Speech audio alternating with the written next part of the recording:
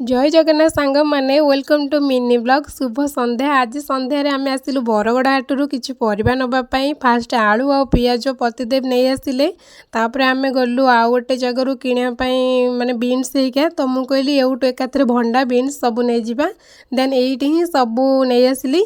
देख मैंने एमती स्वामी मोर गोटे जगह मुझे सबू आइली बोली सी मत बैग धरे देकी जाइए सेपटे कदली खाइले तो सी टे कदली खाईदे कहीं सी टे देखिले आ रही पाइले यही सब भल लगे ना आपेल्स कदली ये सब तो सी डेरी नक खाईदे। तापर आम सब किणाकिणी सारी पलि आसलु गरम गरम बरा टे खाइबापी कहले मुझे एका खाइबी से खाइबेनी कहीं से बरा कषा सब एत खाती मोर तो अति प्रिय मु पूरा बढ़िया से खाईदेली मन खुश करके पूरा खाइली।